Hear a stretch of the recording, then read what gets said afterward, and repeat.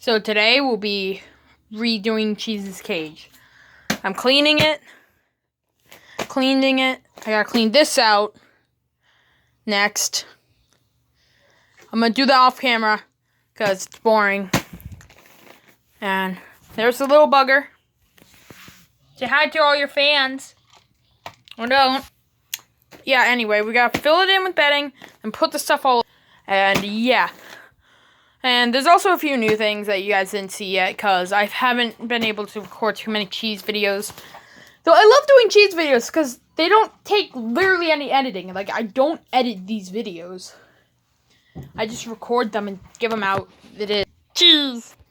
Anyway, I got this spinny thing instead of its regular wheel because he can actually use this easier. And I also got these little treats for him up here.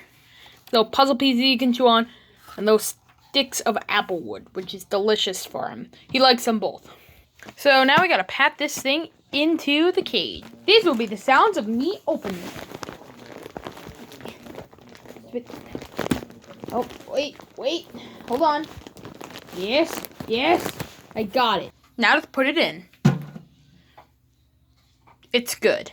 This is also kind of a guide on if you're like a little kid who's never had a mouse before and you thought after watching these cheese videos, hey, you know what? I want a mouse or literally any type of rodent.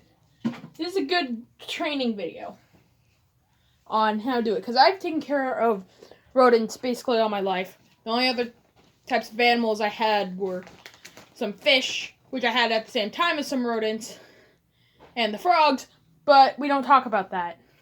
Because cops would come after me for genocide. So let's not talk about that. So here we're going to be putting...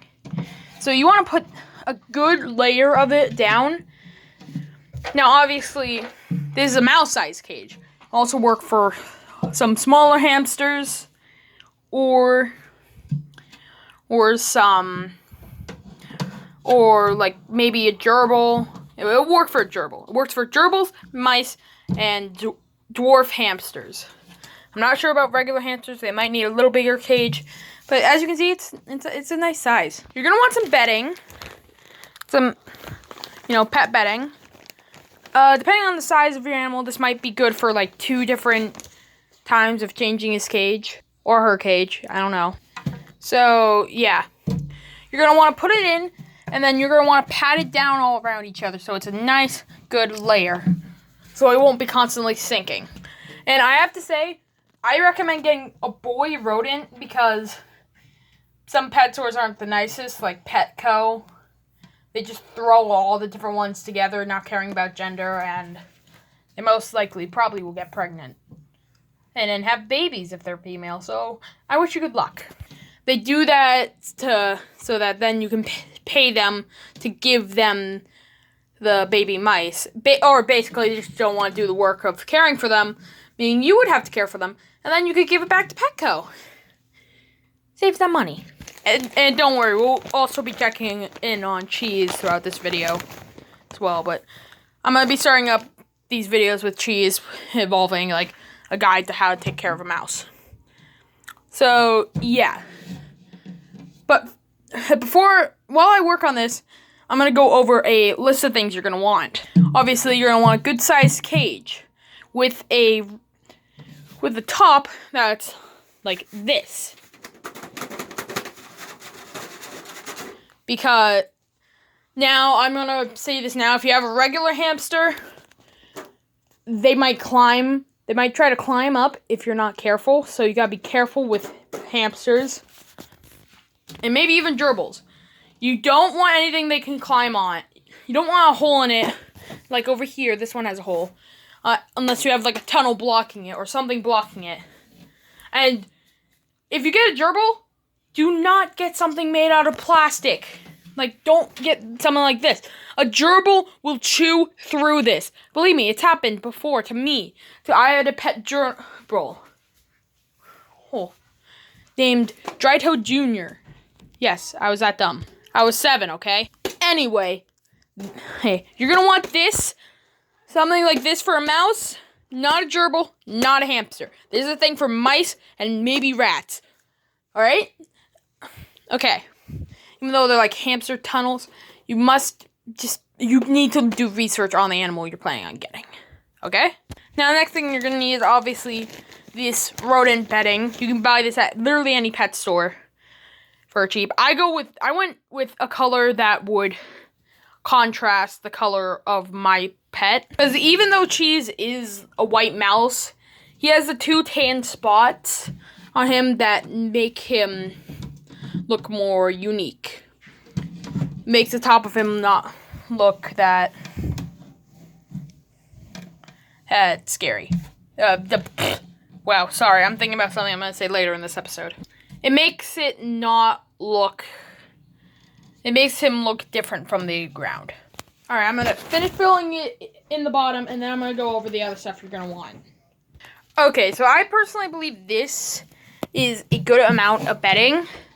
You want there to be a lot of bedding, especially for mice, because personally Cheese likes to burrow, like make little holes in his thing. I might have like another small layer, but that would be about it. So, yeah. So here's the final amount that I ended up putting in. I used about half of this. Don't worry if that's on my bed. I'll just wipe it off.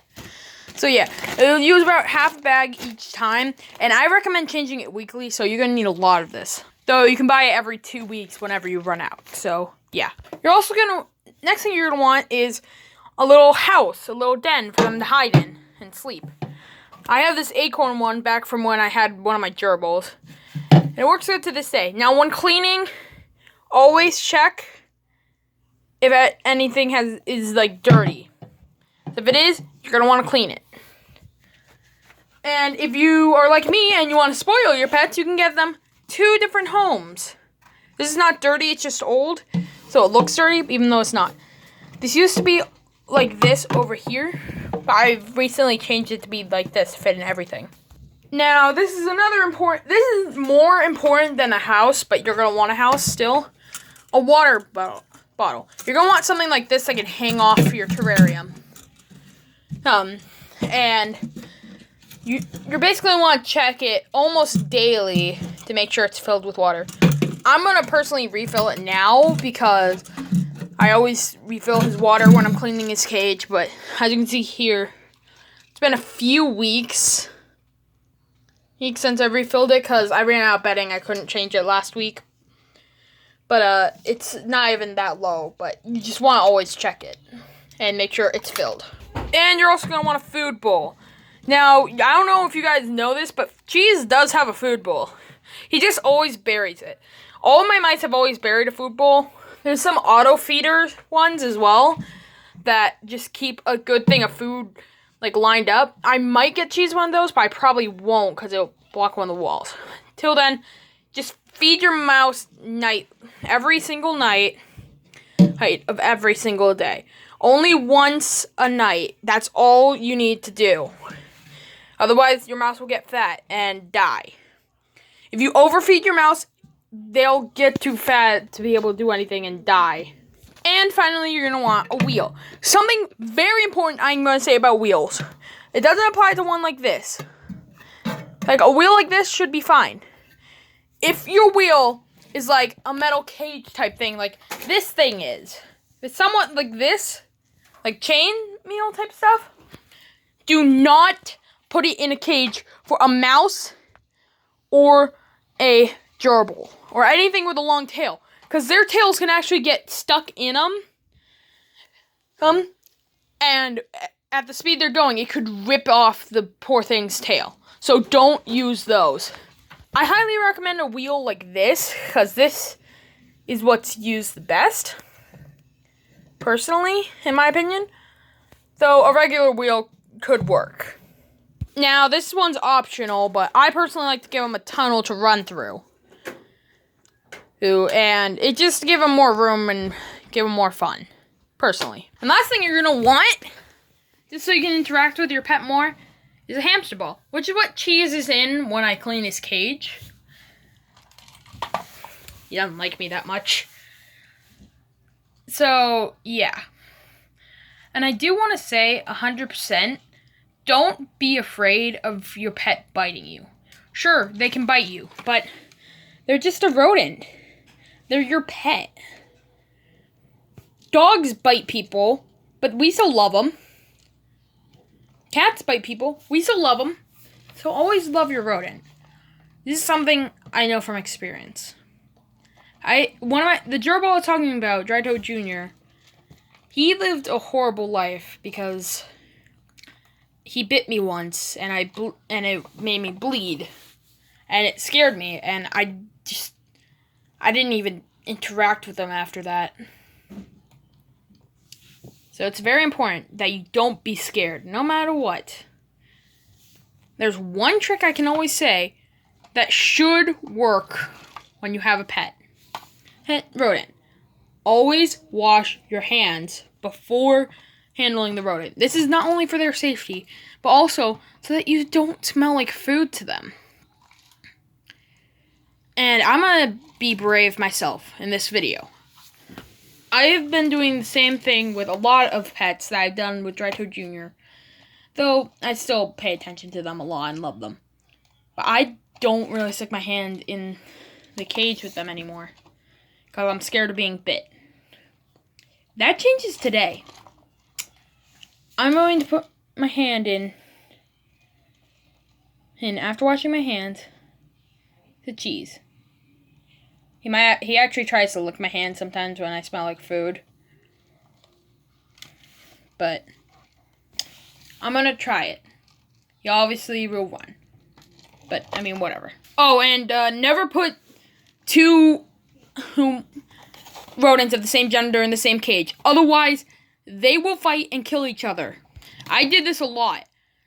Don't listen to things like Petco, where they keep a ton of mice in the same cage. Those mice were bred to be snake food. Don't listen to them. Go with PetSmart. They keep the pets in separate cages. Alright, here we go.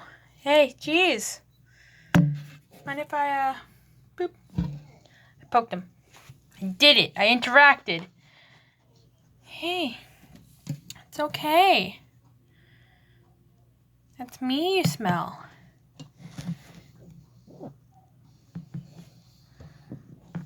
Yeah, you better not like that smell. Not that I want you to be scared of me, it's that I don't want you to like that smell so much that you want to eat it. Why do we have sentences?